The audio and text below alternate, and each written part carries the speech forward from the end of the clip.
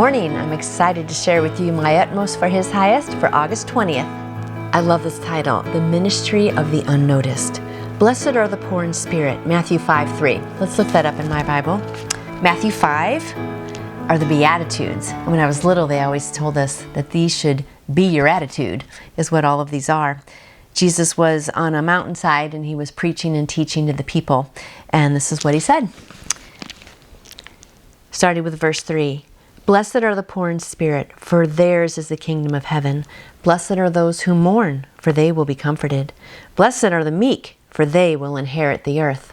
We'll stop there. We could go on with the whole thing, but the main one we're supposed to focus on today is verse 3, which is, Blessed are the poor in spirit, for theirs is the kingdom of heaven. The ministry of the unnoticed. The New Testament notices things that do not seem worthy of notice by our standards. Blessed are the poor in spirit. This literally means, blessed are the paupers. Paupers are remarkably commonplace. The preaching of today tends to point out a person's strength of will or the beauty of his character, things that are easily noticed. The statement we hear so often is, make a decision for Jesus Christ, places the emphasis on something our Lord never trusted. He never asks us to decide for Him, but to yield to Him, something much different.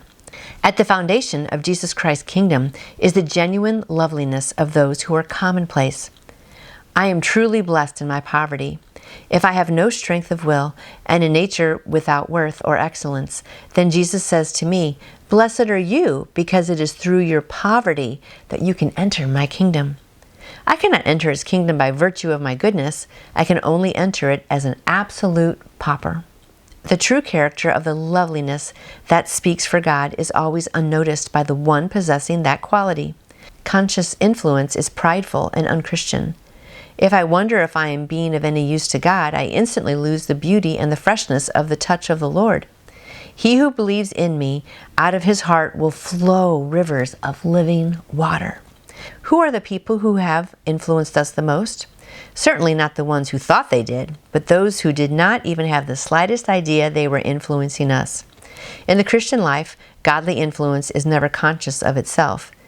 If we were conscious of our influence, it ceases to have the genuine loveliness which is characteristic of the touch of Jesus. We always know when Jesus is at work because He produces in commonplace something that is inspiring. Don't you love that? We always know when Jesus is at work because He produces in the commonplace something that is inspiring. He can, can't He? Take something very common and simple, but it is interesting with all of the Beatitudes because it really seems different than what the world says, you know. Blessed are the poor in spirit, for theirs is the kingdom of heaven. Blessed are those who mourn, for they will be comforted. Blessed are the meek, for they will inherit the earth. That really just kind of flips around everything that the world says. The world says, blessed are the powerful and the beautiful and the smart and the fast. But that's not how it is with God.